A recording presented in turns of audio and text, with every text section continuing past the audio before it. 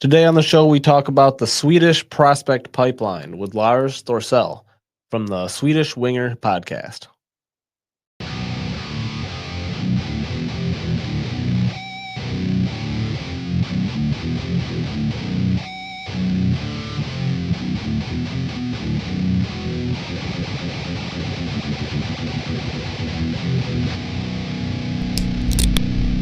Welcome to the Griffins Pipeline podcast. Welcome back to the Griffins Pipeline podcast. We are a podcast brought to you by the Hockey Podcast Network, and we are sponsored by DraftKings. I'm one of your hosts, Connor. And I'm the other host, Kyle. We're a show brought to you by fans for fans. We're not officially partnered with the Grand Rapids Griffins or Detroit Red Wings. We just bring you this as season ticket members looking to bring the Griffins news to the forefront. And today on the show, we are interviewing Lars Thorseell for a second time this year.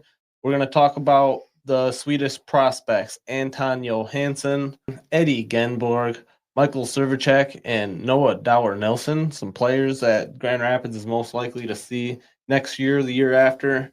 So we're going to talk about those and get some perspective from Lars Thorseell, who watches a lot of the SHL from across seas. Yeah, we actually talk about a little bit of Charlie Forsland as well. But before we get into that interview with Lars Thorseell, we got some news we got to go over. First, we got some really disappointing news for Griffins fans. Amadeus Lombardi's traded away for a fourth-round pick. Yeah, so we lose Amadeus Lombardi to the New Jersey Devils, trade for a fourth-round pick, which he was a fourth-round pick. I mean, a guy that can dangle and a guy with blazing speed, but most likely is undersized for the NHL and turns out is kind of injury prone. But man, are we going to miss Amadeus Lombardi here in Grand Rapids? He was so fun to watch and really kept the fans on the edge of their seats when he had the puck.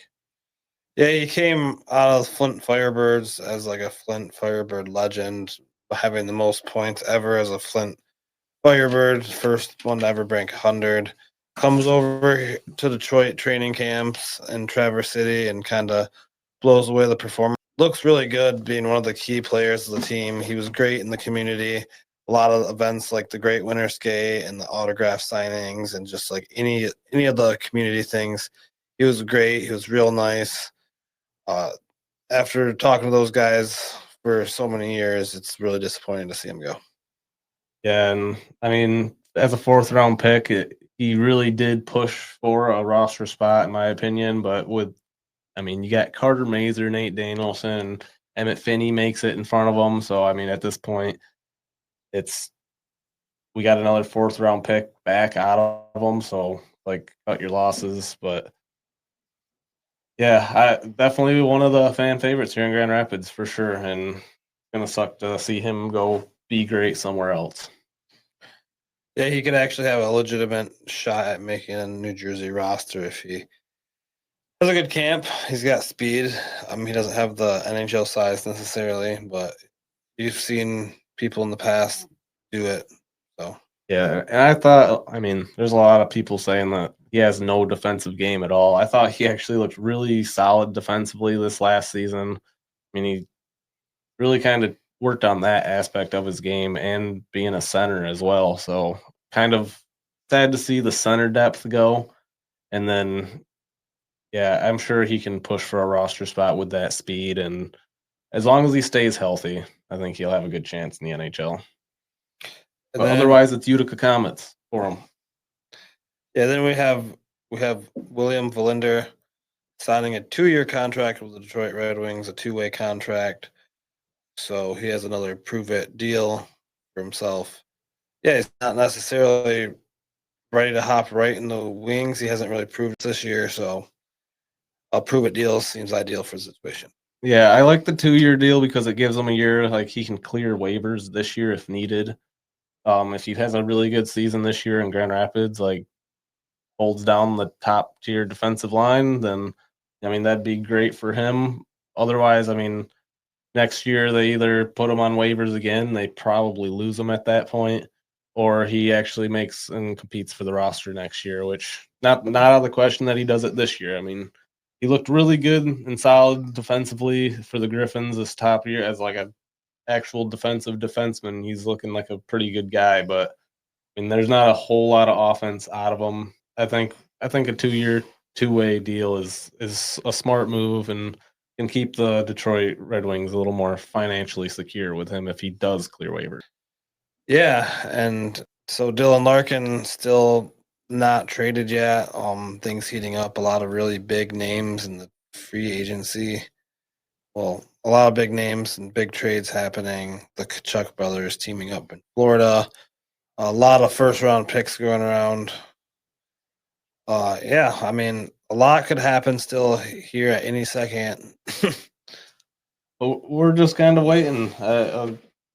Steve Yzerman is going to play his cards, and he's going to play them close to his hands, and that seems fairly apparent so far. So, yeah, there's a lot of talk about Robertson down in Dallas making a move and coming up to Detroit and sending Larkin down there, but we'll see.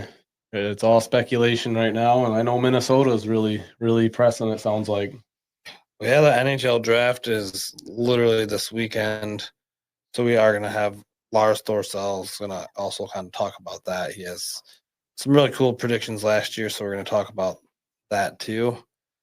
Besides that, the Carolina Hurricanes have won the Stanley Cup, and then the Toronto Marlies have won the Calder Cup. So, congratulations to those teams, obviously. I know Tom Ray will be happy for the Carolina Hurricanes and almost had both teams with the Chicago Wolves and the Hurricanes in there. So a little bit scary for that whole organization to kind of run ship as the Florida Panthers have the last couple. But with that being said, congratulations to the Hurricanes and the Marlies. But we can get into our DraftKings ad and then we'll dive into the interview with Lars Thorseell about the Swedish prospect pipeline. It all comes down to this: a best of 7 battle, and DraftKings has you covered every step of the way. The DraftKings Sports app is now available in all 50 states and includes all markets. Sweat every shift of the series all in one place with one app. New DraftKings customers, sign up with code THPN, spend $5 to get $200 in rewards within 21 days. That's code THPN. In partnership with DraftKings, the crown is yours. Bet with DK Sportsbook. Bet with DK Sportsbook. Gambling problem? Call 1-800-GAMBLER. 1-800-MY-RESET. New York, call 877-8-HOPE-NY or text HOPE-NY. Connecticut, call 888-789-7777 or visit ccpg.org. On behalf of Boot Hill Casino in Kansas, bet text pass-through may apply in Illinois. 21 and over. Void in Ontario. Event contract trading with DraftKings predictions involves risk of loss. Sportsbook bonus bets expire in 7 days. $50 in predictions dollars issued weekly for 3 weeks expire in 1 year. Redeem one non-withdrawable reward. Availability varies. Predictions offer void in New York. Ends June 28. Terms at dkng.co/audio.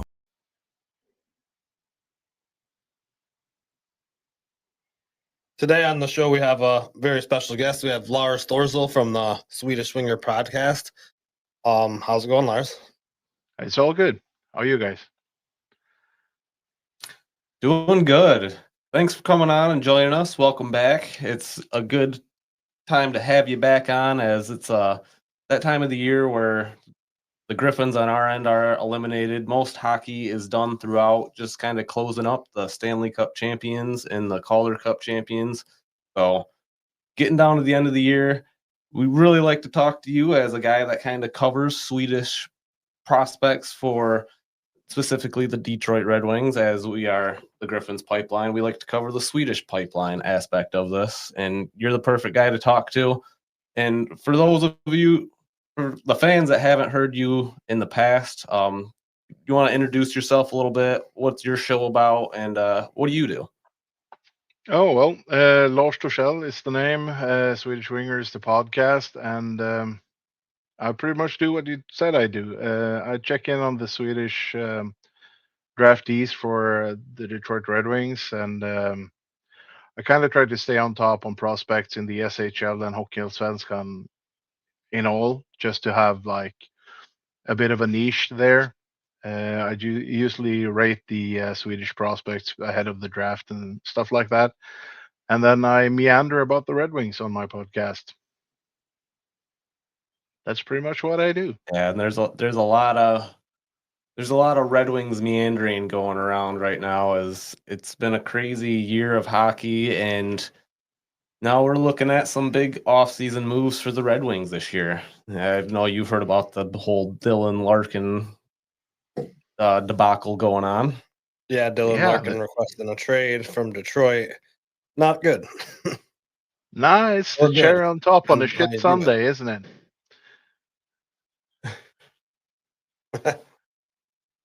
Yeah, so it's been an interesting season. Now we got Larkin wants out, and yeah, Red Wings unable to make the playoffs for the 10th year in a row.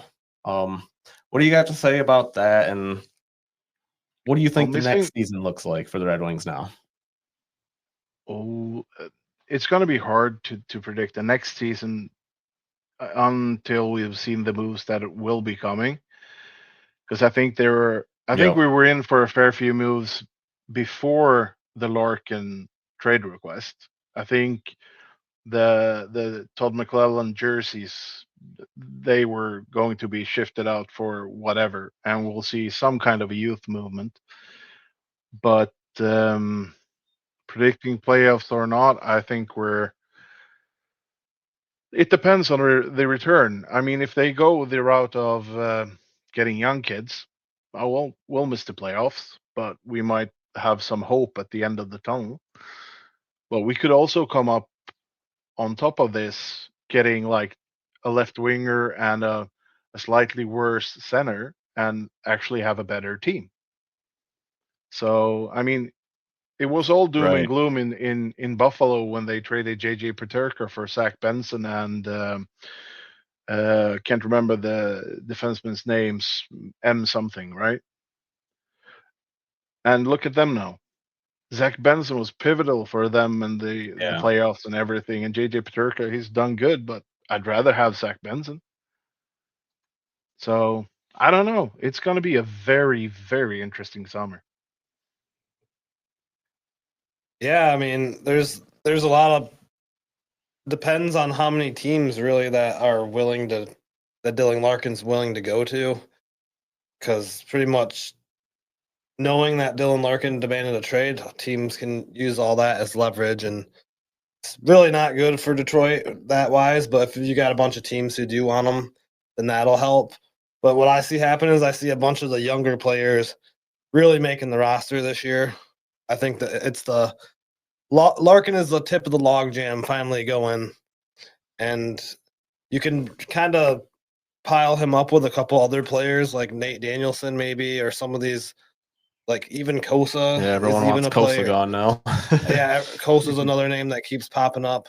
But you could really trade some of these prospects package with Larkin, and you could get a bigger name forward or something. But this is really Yzerman's moment to really figure out what his legend is here as a GM in Detroit. Yeah, absolutely. And I think when you look back at it, I think most will agree that Yzerman's biggest mistake was pushing chips in too early, signing JT Confer and Kopp and all of those guys. We should just have sucked a couple more years. And in a way, I think him doing that was some way, in a way, to appease Larkin, who was starting to get tired of losing. And now we tried that and it failed, more or less, and now he wants out.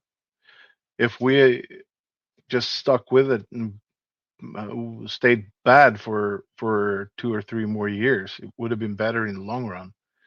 And I don't think the disappointment would have been as palpable as it is right now.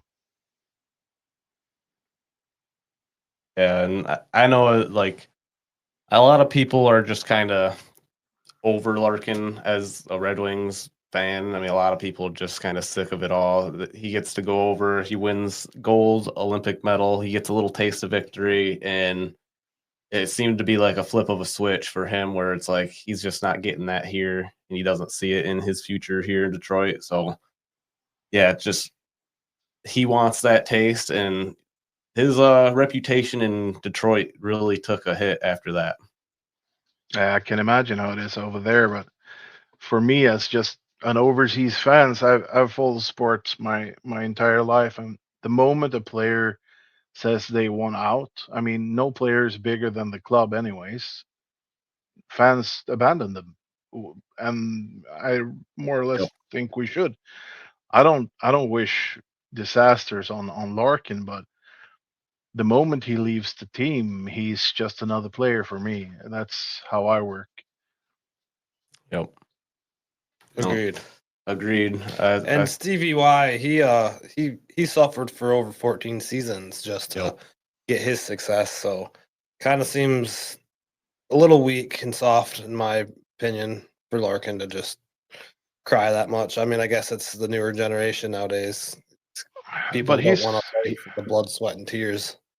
but he's not of the new generation in that way though. But I think he's being kind of led along with his new mates in the U.S. national teams, and kind of adopted the idea that the NHL is the same as the NBA, where you just leave and go to a super team the Yep. moment you hit like obstacles. It's a kind of I a could betrayal, see I reckon. Larkin. Yeah, I could see him going to play for like Columbus to try to get with Renski or find one of the Hughes brothers to play with, potentially even reunite with Tyler Bertuzzi in Chicago. All sorts of things that Dylan Larkin might want out of this. Yeah, if he goes to Chicago, it's not because he wants to win, is it? They're No. not a great team. Tyler Bertuzzi is best. No, but I reckon the idea of So, him going to Columbus is kind of interesting as well, because there's kind of rumblings that Werenski wants out too, isn't it? So maybe they lock hands and jump ship Yeah. to the same team eventually. And wherever that is, it's going to be Kind of like interesting what because they Friese won't and have Swedish any did. collateral left. they'll all end up in Minnesota together. Yep.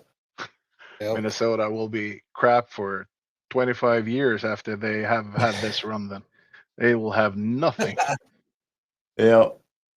It's Yeah. like Friese and Suter, now Larkin and Werenski. Yeah, yeah, right. No. Buy them out in 5 years or 4 years. Well, Yeah. yeah. Yeah, so that's kind of the Red Wings' latest news. A little bit unfortunate, but I think we're all kind Also of just interesting. waiting to see what happens. Is Larkin could just stick around and be back next year. So But Imagine Lars the was saying booze. something. What was that, Lars? Imagine the booze. Oh, And yeah, you're a captain. yeah. Booze. yeah, if he comes back, he won't be next year if he returns. I can tell you that. No, I doubt We that. all know the C is going to Morty's cider. Yeah, he's the favorite, isn't he? But if Yeah, I we would. if You we never know. retain DeBrinket's services, he would be a really cool captain, because that guy plays like a dog, He would. and he sets an example. So I think having DeBrinket as a captain until he goes, and then switch it to Mo, and have DeBrinket with Sider Pretty and cool. Raymond as the alternatives, I would not mind that at all. Because now Yeah. everybody want to Well, if trade you think everybody. about it, I mean, no. No, DeBrincat, he's showed that he's in it to win it, and he's a little bit older than Sider and Raymond, so he'd have a little bit more of that experience. And yeah, I don't disagree with that. So Yeah, and they are very young still, Cider and Raymond. They're Yeah, under 25. 25, 24, right? Yep, 25 and 24, I believe. We have Still a in lot their of years primes. to Like waste. they got some years left. make me feel old. Dude, I'm 48. No, well, we will. We can get into the players in the pipeline that we want to talk about now. Some of these Swedish prospects that most have been playing for the SHL, and that's kind of the league that you spend most of your time covering, if I'm right. Yep. That's So that's the today league. we Well, want to talk it's about. that and Hockeyallsvenskan, the second tier league, because that's where the prospects hang out too. So Oh yeah, Gotcha. okay. Gotcha. So today we're gonna try to talk to you about Eddie Genborg, Anton Johansson, Michael Srvcek, Mical Srvcek, and Noah Dower-Nilsson. So, and then anybody else that you feel like you want to talk about, we can get to as we move along here. But figure first things first, we'll dive to Eddie Genborg. Sounds like he had a yeah, pretty good season in the SHL. yeah, he did. He started really well, but take into account then that Timrå, the team he played for, also kind of floundered as the series went on. It he slowed down as well, but he ended up with I think 25 points, 26 points maybe. Um, Pretty much half a point per game, somewhere around that, which is very good for a young player in the SHL. So you have to take into account that as well. With young players in the Swedish league, you can't just look at the numbers because usually they don't get those Right. opportunities because every team there is like they're not in it to develop players at all. They're in it to win. That's it. Right. So young players who actually get playtime, that's huge because that means that coach actually put Right. them there because they need these guys to win. You have to be Yeah, you talented, have and to be talented, more talented than the rest of the adults in the league, and as a young 20s, 19-year-old sometimes, yeah, to be able to play with the rest of them, you have to have that level of talent to make it in the lineup. yeah, because Eddie Genborg, he played in the first line in Timrå, which is crazy when come to think of it. But That's impressive. he's also the kind of guy who, if you want to compare him to anybody, he's like Swedish Brady Kachuk, without the shenanigans, more of the physicality and play style. Um, I so could see it. Yeah. yeah, so he has that in him. He's like a Volvo. I mean, he's safe, he's reliable. You die if you hit him. He gets the job done, but there's not much flair. I love that. Yeah, so he got 25 points with 9 goals and 16 assists in the SHL for Tamara IK, which is really good. And then he actually ended up coming to GR for a little bit, so we actually got to see him for a little bit. And Yeah, my first impression was he was a wrecking ball, man. He came in relentless, fearless, gets right in the play, and he immediately contributed on the team. He got 2 goals, 1 assist in the regular season, and until he got injured, he was looking really good, like a key piece of this lineup. He was hitting the top lines on GR, and yeah, being a second round pick, I believe number 44 overall by the Red Wings, coming over after his first year being drafted is really cool to see him come in and have that type of time on the top lines for GR. yeah. His coach, Tommy Samuelsson, is a player and coaching legend over here. I think he's been coaching for over 20 or 25, somewhere between 20 and 25 years. He's retiring after this season. He stated that he saw Eddie as one of the best young players he's ever had on a team. And I mean, 20 years plus of SHL experience as a coach, saying that about anybody is quite high praise. Absolutely. Yeah, and Eddie Genborg, like Connor said, he came over to Grand Rapids probably a little sooner than the rest of the prospects we got to see this year. I think you said his team didn't fare too well in the No, like in the regular season, so it sounds like there wasn't any playoffs for Genborg over in the SHL. no, his team missed the playoffs quite soundly. Were eliminated quite early. Same thing with Anton Johansson, who we'll speak about later on. But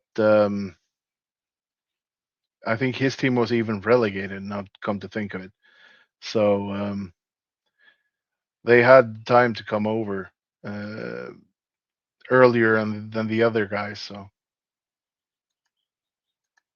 Yeah, and it was helpful for Grand Rapids as Eddie Genborg did prove that he could hang with some of the players in the AHL. It did remind me a little bit of when Michael Brandt-Signigaard came over. He's physical. He's kind of able to use the smaller ice as to his advantage, being a heavy hitter. And yeah, so got a good shot. So some of those comparisons to Michael Brandt-Signigaard, especially when we lost Michael Brandt-Signigaard to Detroit for a minute there, Eddie Genborg seemed to hold up as like a nice second round sniper almost and a power forward. yeah, and if you look at Eddie Emborg's stats this season in the SHL, they're actually better than MBN stats before he went over. And he was more of an impact player. MBN was stuck in a third line that didn't really work in Skellefteå. So I have high hopes for Eddie Emborg. He'll be back with Timrå next season. He'll play there, unless I think there's an option here where Detroit could actually pay money for Genborg to move over, like a penalty or a fee or something. But beyond that, he'll be in Timrå, and I think it'll be good for him as well. I mean, sure, he could play with the Griffins or he can play with Timrå. It's probably same. But he also has in the they have like this sports council thing in Timrå, who help the team build the find players and everything. And on that council, you have Henrik Zetterberg. So that's one hell of a mentor for him to have. Yeah, that's really cool. Yeah, so not such a bad thing for him to stay over there for another season. No, I think he will reap the rewards. Never mind, actually. Gotcha. Well, that's Yeah. good to hear. Because yes, this is a similar situation as you mentioned with like Anton Johansson, or last year he ended up sticking around for his team. I believe his dad was the GM of Leksand, so Anton Johansson ended up staying another year, and he looked a lot better when he came back to Grand Rapids this year. So I think that's a good kind of time for us to switch over to start Well, talking. I got a few questions first about Eddie Genborg. Okay. So, if from observing him, where do you think his ceiling could possibly be? His ceiling. If you look at what Tommy Samuelsson said about him as being the best young player he has coached, he said that he could be one of the top power forwards in the world. So when his coach says that, you start to go like, wow, that'll be fun. But then naturally everything has to fall into place awesome. and everything has to be perfect. But I could see him as a top 6 power forward with some sandpaper and a scoring touch and all that. So absolute smash hit. He'll be a first line player. Absolutely. Then we get our smiling assassin in the first line. Sweet, good to hear. Yeah, a brutal one at it. So one more quick question. So what if you had to like an NHL comparison to Said him? Brady Kachuk already. Oh, Brady Kachuk. Awesome. Yeah, so Brady Kachuk without the first. shenanigans. That's one. Or maybe a Lester Tom Wilson without the brain farts. Without the horrendous acts on the ice. Yeah. Yeah, all right. Then let's move on to Anton Johansson. Yeah, Anton Johansson. What observations have you made of him during his time in Leksands IK this year? Probably didn't say that right, but you can say it right for us, please. What happened to that team as well, as it sounds like they didn't do too well this year? Now Leksand kind of imploded. They're called Leksands EF, but the S actually means just a possessive S, like they own it. Leksands. So it's from the village of Leksand. So Leksands EF means Leksands athlete. Well, basically Leksand Athletics, if you want. They imploded. They fired their coach, got a new coach. Goalies didn't work. Best players were injured. Yeesh. You can just rack it up, and eventually they fired Anton's dad. So that means he was not eager to stay. His brother actually left after the season and signed with Brynäs. His brother is drafted by Toronto. So both of them left Leksand after the season. Both seemed fairly disappointed in the team and in the club as a whole. They had decent seasons, both of them. Anton was he was carrying the second pair, sometimes up in the first pair. But as you saw in Grand Rapids, he's a solid defenseman. He hits like a truck. He doesn't shy down for anything, and he's fairly sound defensively and not useless offensively either. So he's more of a defensive defenseman, I guess, but he has some offensive like touch as well. Yeah, he had five goals for 12 assists. With a horrible team. 17 points for with the horrible team. So it looks like he held his own, and then he came over to Grand Rapids this year and stepped right back in where he left off. He actually looked like probably one of our best defensemen out there coming in, and like you said, he's been showing a lot of offensive ability this time around. He definitely stepped up. He got 2 goals in the regular season with 4 assists. He got 6 points in 8 games, so almost a point per game in the regular season. Really good stuff by Anton, and then in the playoffs, he just stepped it up more. So, Yeah, he just looked like he kept getting more minutes as time went on, as really well-deserved minutes, because we kind of had some injuries and a lot of chemistry moving around with the end of the season and the Red Wings not making the playoffs. So for him to be able to step up with the rest of those guys that joined the team, kind of take a solidified second pairing role and just run with it, he looked really good doing it. So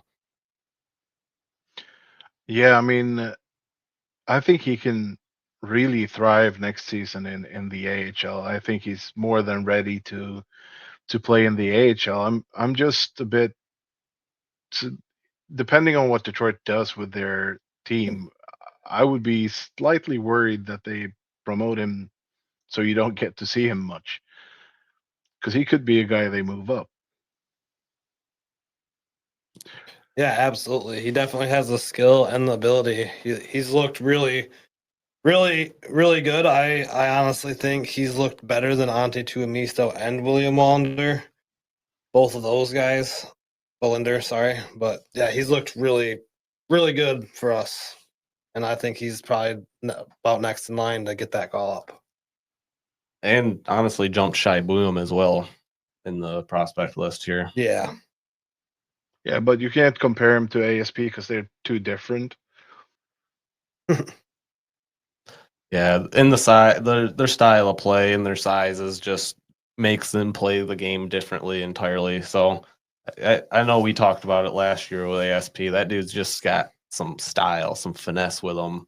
He's such a good skater, but not that Anton Johansson is not a good skater. That guy is a really nice skater, especially as a defenseman. Sometimes they can be a little slow, but Johansson looks like his speed and his skating took an increase this year. It looks a little faster and just able to keep his balance a little better. Yeah, Filling out his body. Yeah, he's not that unlike Simon Edvinsson, who's also a big, smooth skating dude. Yeah, I just pulled up the league end of season league for Leksand.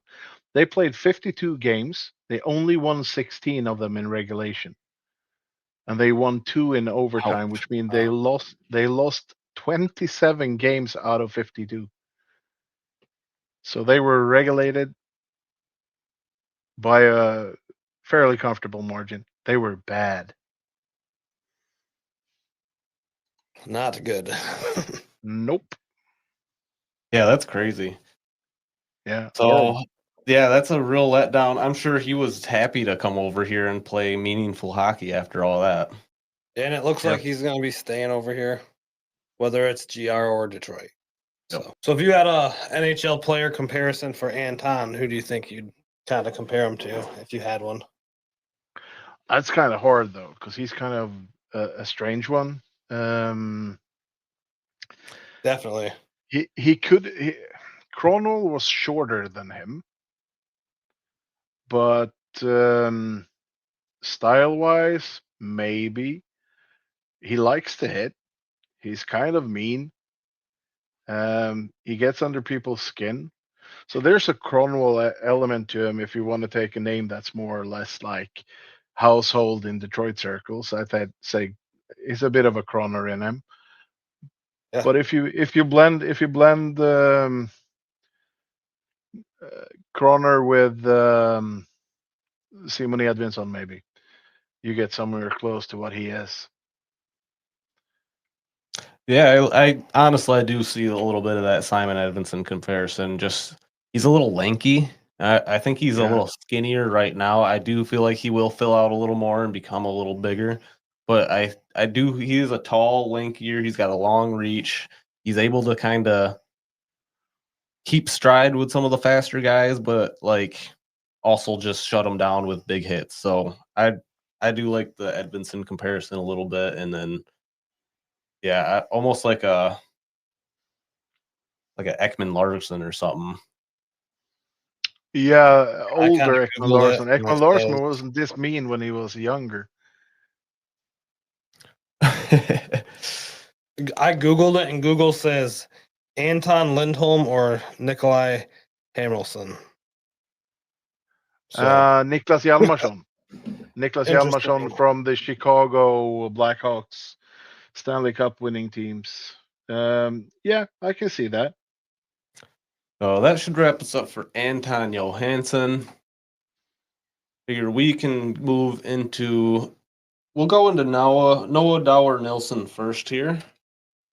Figure he has signed a Grand Rapids contract for next year. What observations from the SHL have you seen from Noah Dower-Nilsson? Well, he got to play a fair bit. He got to play a lot for Frölunda, a team with championship ambitions. His biggest flaw is consistency, really.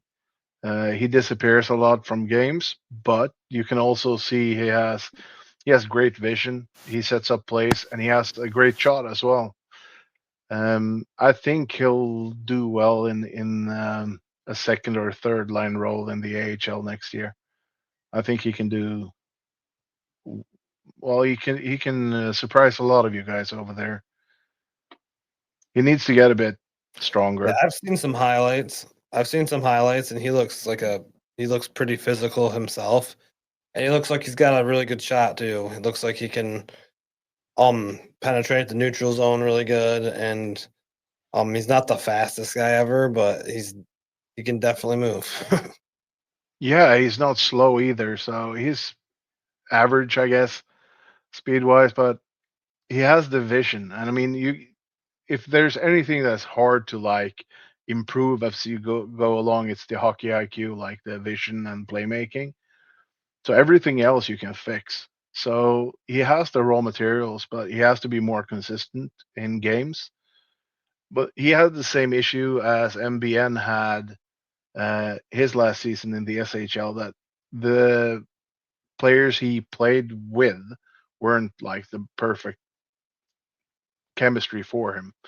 He should have had like a guy who finished all the passes better than the ones he set up a lot of chances that didn't convert. Gotcha. Yeah, I hear you. So if he is to come over next year, and let's say he plays on a third, fourth line for Grand Rapids, how do you see what does his defensive game kind of look like? Do you think he's more of like a two-way guy, or is he going to be kind of more offensive leaning, playmaker, sniper style? I think this will be a cultural thing. When you look at Swedish players, we constantly develop players. Since we're a small country, you develop players to play within the system of like Swedish national team and club teams. There's no player who gets to be that um, lazy defensive guy. Like you don't have to play defense. Everybody plays every role all the time. And if you're like the I'm too good to play D, you don't go anywhere. Or you have to be like William Nylander or something like that, who is head and shoulders above everyone. But Noah Dower-Nilsson will be um, schooled in a way that he can play any role basically. So I wouldn't be worried Gotcha. about him being too poor defensively, and that's the like developmental strategy you see in Swedish teams pretty much always. There's not many times I'm guessing you've seen a Swede who doesn't back check. I can think of Oh. one, and he plays in Toronto and wears 88. That's funny. Well, that's good to hear. Just not really too familiar with his the two-way style of his play. Yeah, so he played 48 games with 16 points. He had 6 goals and 10 assists. And for those who don't know, he's a third round pick for the Detroit Red Wings, 2023, number 73 overall. He also had 2 goals and 2 assists in 6 games in the playoffs. So he had 4 points in 6 games in the playoffs, and he was very noticeable in the first 2 playoff games they played. So there's something there. He just has to be more consistent. Just got to unlock it. Yeah, a season in the AHL is perfect for that reason. So I'm Yeah, but excited you to always see have him that. over here. And Yeah, you always have that with the young kids, though. Consistency is always the issue. yep. And coming over to play for Dan Watson and the Griffins, he's a great coach to clean up for consistency issues. So I think it'll work great for him here in Grand Rapids. Sounds good. And then we can move to Mical Srvcek. He's a guy that you first put on our radar last year before the draft. And then we Kind of drafted him. mentioned him as a guy that would be, and then we drafted him. You mentioned him as a guy that we should look out for, and now here we are talking about him because we want to know more. Well, sadly, this was a wasted season for Mical Srvcek. He did not get much playing time in Brynäs, so they loaned him out to a team called Västerås in second tier Hockeyallsvenskan, and there he had possibly one of the coaches I like the least in Swedish hockey, Peter Andersson. He's the Mike Milbury of Swedish hockey. Fails everywhere he goes, and I kind of hurt him a lot. I mean, it was a strange season, and then he got injured, and that injury kept him out for quite some time. He was recalled to Brynäs to play. He couldn't shake that injury, so he pretty much lost everything from, was it December to almost to March, I think he didn't play. And then he played with the U20s and did fairly well there. So after the season, he pretty much said he did not want to be in Brynäs anymore. So as of right now, he doesn't have a team. He has no team. He hasn't signed for Gotcha. next season, and that's going to be kind of interesting to see where that goes. I don't think you can play in the college leagues as a former pro, right? Or can you? Can he go to the NCAA and play, or is he locked out from that? I am not sure on that. I could not Me answer that neither. one for you. But he's Is it? 19, Do you so think this he's would be not old. something where he's trying to? You think he's trying to get on an SHL team then? No, you generally cannot play in the NCAA after playing in the NHL. The NCAA maintains a strict rule regarding amateurism, and competing in the SAA Top 2 Professional League results in a loss of your NCAA college eligibility. Yeah, because that was the Oh. problem with Tom Wilander in Vancouver, right? He could not come over and play, so he played for Abbotsford or something like that in the AHL. But I don't know if Mical Srvcek is ready for AHL duties, and I really don't think he'll play with Toledo. So my guess is that he Gotcha. signs. My guess he signs with, let's say, AIK in Hockeyallsvenskan, maybe Södertälje in Hockeyallsvenskan. That's teams with ambitions that could use a guy like him. But it's a bit worrisome that he hasn't signed anywhere yet, because like summer practice and everything that's started. So, and he has nothing, Gotcha. and it's quite Interesting. silent as well. You don't hear many rumors about him, so we'll see. It's a strange situation. Yeah, I mean it seems like for a guy that, put up 18 points in 11 games in the under 20s and put up 4 points in 10 games in international juniors. So it's like he's got the talent to compete. It seems like he maybe doesn't want to be in the second tier. He wants to be in a first tier team and he wants to hold out for a contract like that. But I guess maybe he's just trying to fast track his pro timeline. Yeah, yeah, it could be. I wouldn't be surprised if you see him sign a 1-year deal somewhere, either for a really good team in Hockeyallsvenskan or for a worse team in SHL, a team that's fighting for its SHL survival. That's pretty much what I think, and I think he'll be a third liner this upcoming season if he stays in the SHL, and he could be a first or second liner in Gotcha. Hockeyallsvenskan. Gotcha. What do you think he would possibly consider other leagues like the Liga or KHL or Slovakian leagues, by chance? Well, we'll start with Liga. Well, he could definitely go to Finland. I wouldn't be surprised if he signed for one of the Finnish teams. That wouldn't surprise me one bit. He could go to Czechia. He's a Slovak himself.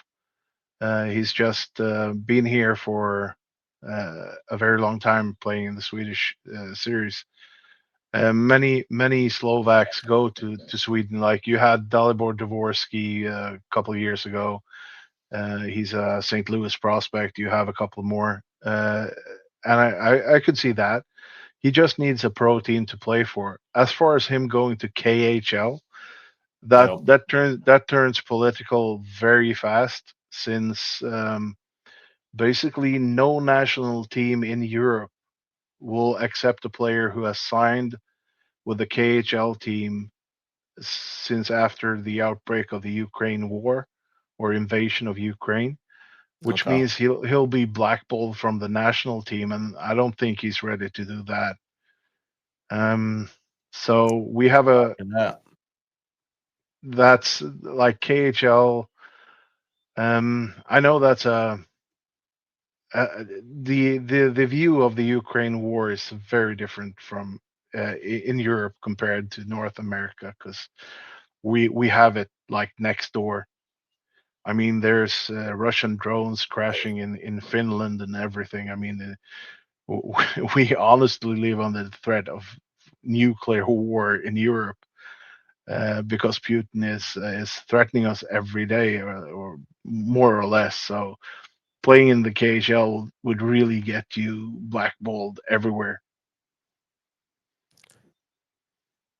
Got that. All righty. Yeah, not necessarily a good thing there. So yeah, we'll kind of have to just wait and see what happens with Mical Srvcek. Kind of an interesting storyline to follow.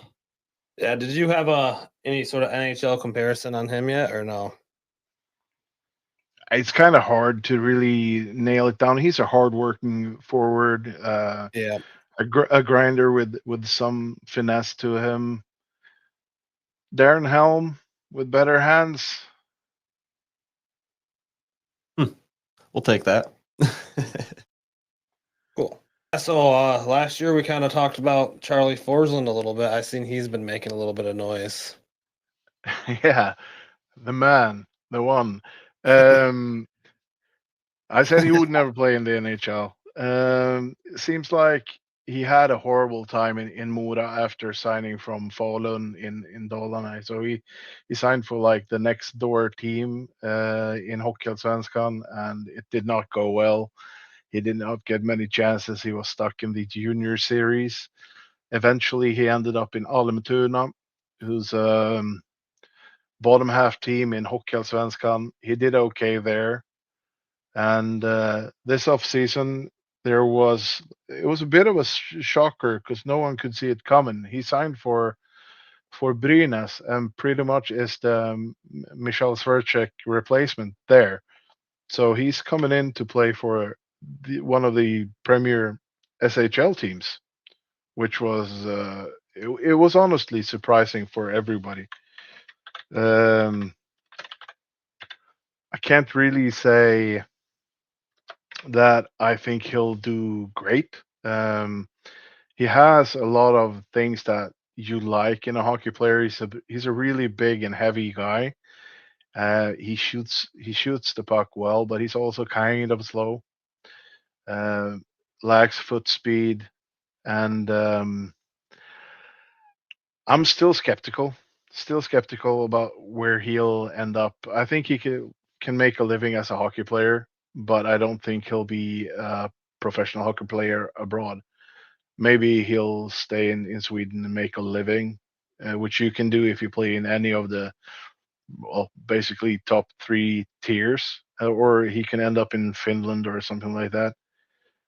But I sincerely doubt he'll be a North American prospect. I think he'll have to have.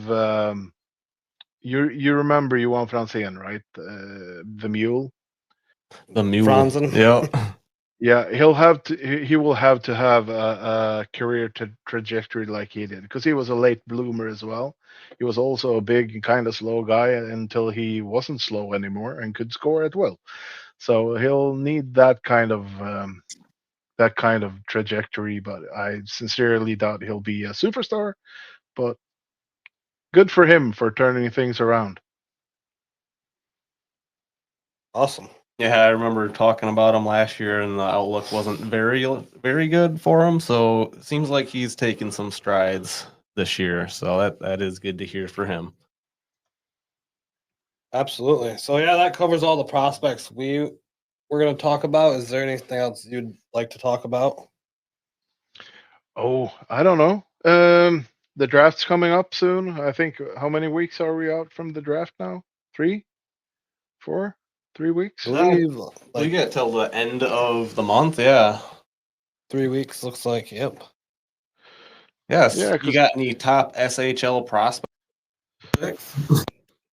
The thing is, we don't have a first round draft pick, do we? There's a fair few interesting ones in the second round as well, but the one I really would hope falls out of the first round and really drops is Alexander Command. But I don't really think he will. There's a couple of good Swedes in here, but all in all, I think we should be very happy if we could draft Victor Plant. That would be really fun. So we could unite the brothers in Yeah. Detroit. The brother. Because then it feels more secure that Max Plant will actually come and play. I always get nervous when they stay in college. That's I really don't like that. Yeah, their time runs out. Yeah, it's scary. Yeah, and then they keep Petroselli you and sign with Toronto. Oh man, please no. No, it sounds like when we talk to Matt Wellens, who's a Minnesota Duluth news writer, he sounds pretty confident that Max Plante just wants to stay another year to play with all of his brothers. So Yeah, because all Yeah, three of I've them heard that. on the Minnesota Duluth. Yeah, I heard that too, and I can accept that. I think that must be cool as hell to make a line with three brothers and play together. yep. So the guy I hope that really could drop to us that we should be at least have a shot at is Elton Hermansson because he's middle-sized, middleweight kind of winger, but he's so nifty and has so much skill. And Craig Button has him ranked at 49, which is in our range. So Elton Hermansson would be really cool. The annoying part is that he's definitely a winger, and we need centers. But whatever we're drafting now, we won't see them for 3-4 years anyway. So position doesn't really matter. Not unless you're picking 1, 2, or 3 where you can get a center that steps in right now. So Elton Hermansson from Modo would be a really cool get. Yeah, absolutely.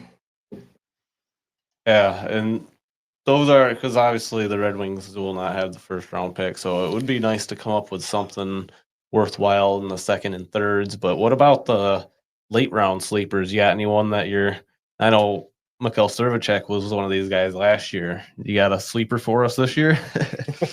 Yeah, there's a few, but if you just look at the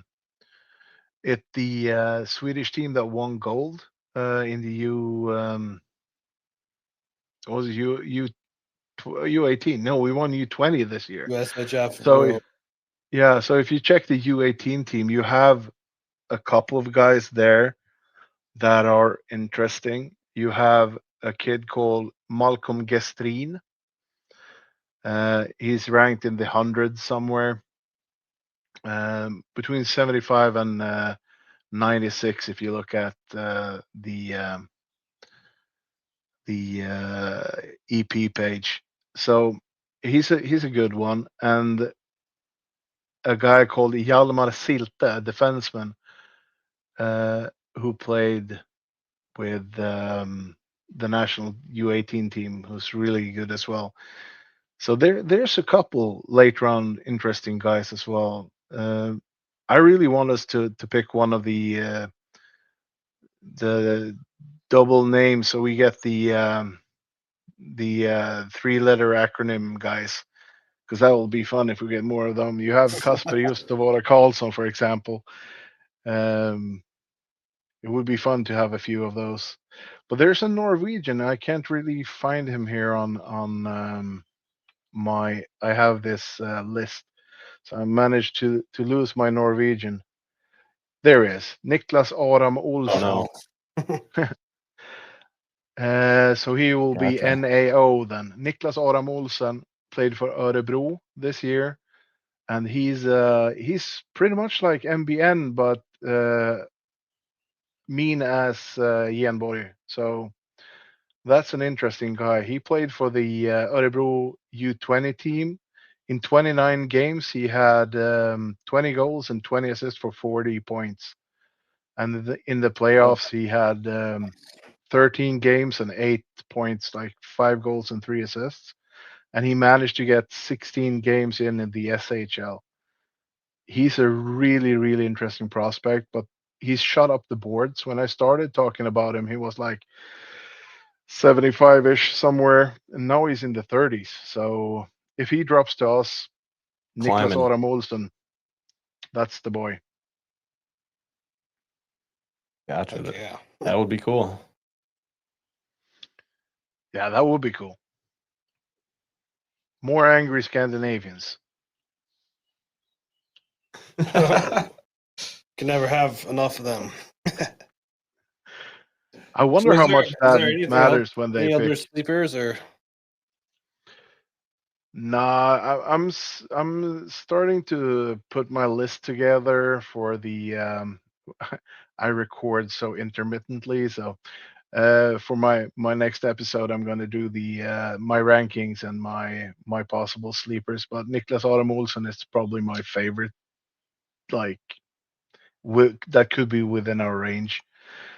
But it'll be interesting.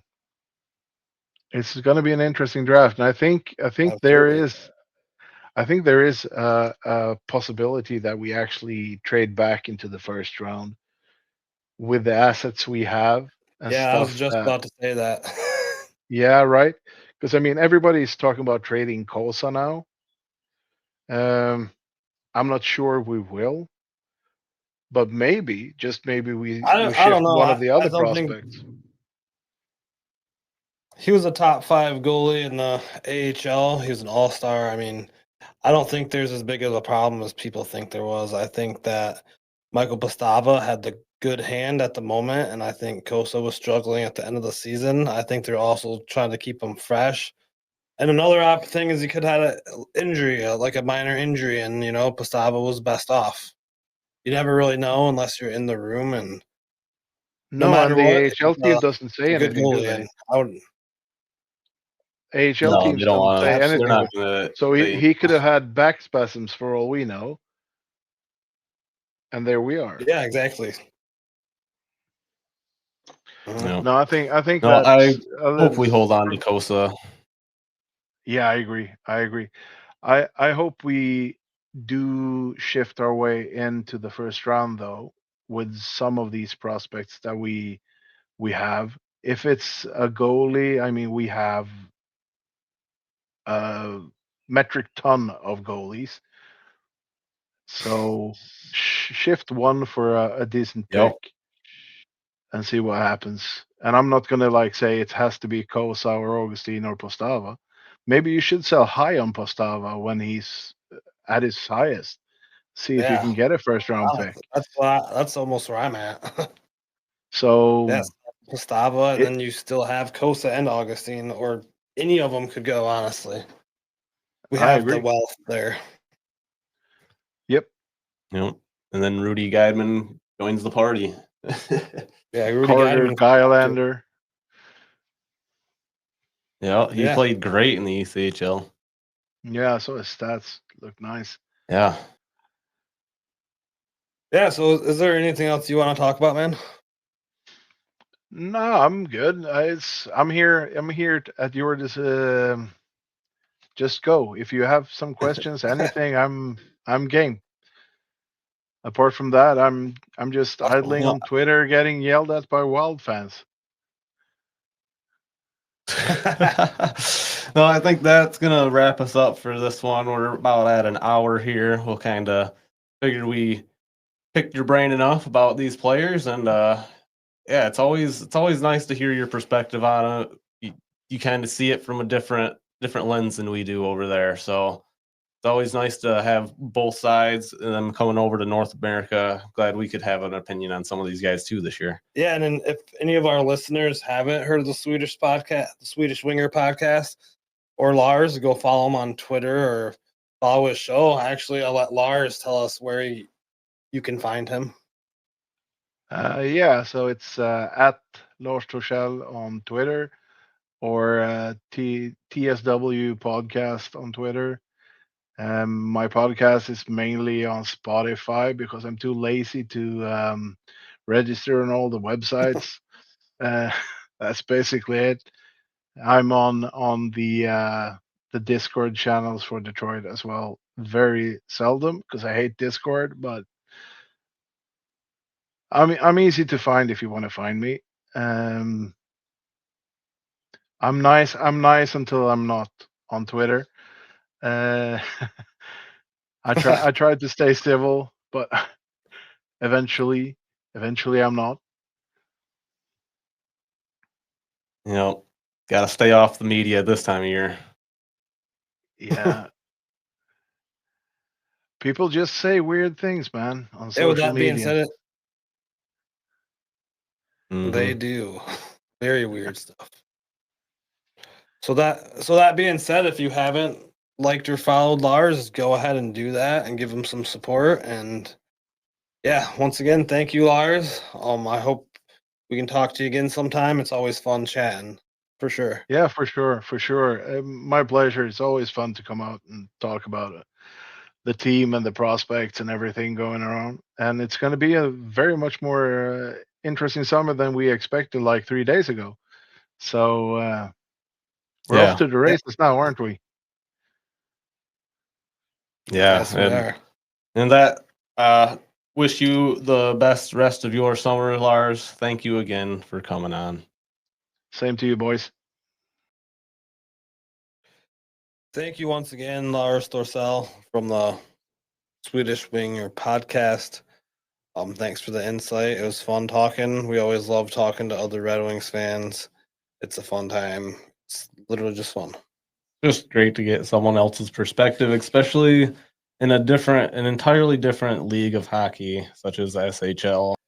So stay tuned for the next couple episodes. We'll be doing an episode next with Joe Pohorales from the Herald Net Sports to cover the WHL's favorite, Carter Bear, the first-round draft pick of the Detroit Red Wings. So we'll kind of give you the insight on some Carter Bear from a WHL perspective.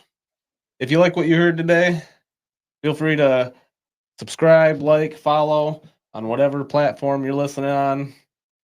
Don't forget to subscribe and follow to Lars' show too, the Swedish Winger. We do a lot of giveaways here on our show throughout the season, so if you stay tuned, you could find yourself at the Van Andel Arena watching the Griffins and free tickets. Yeah, until next time, go Griffins. Go Griffins. Thank you for listening to the Griffins Pipeline podcast. If you enjoyed the show, give us a 5-star review. We are part of the Hockey Podcast Network. We are not partnered with the Grand Rapids Griffins, Detroit Red Wings, or Toledo Walleye. We are not experts. We are just die-hard fans looking to make a community with others alike. Let's go Griffins Nation. Join the fun, like, and follow us on Facebook and X, or call into the show and have your opinion heard 1-616-319-1175. Thank you. Grand Rapids Griffins, Toledo Walleye, and Detroit Red Wings. Players, coaches, websites, and social media. Thank you AHL.com, NHL.com, ETL.com, EliteProspects.com, and anyone else putting out information on the teams. Until next time, go Griffins. Go Red Wings, go Walleye.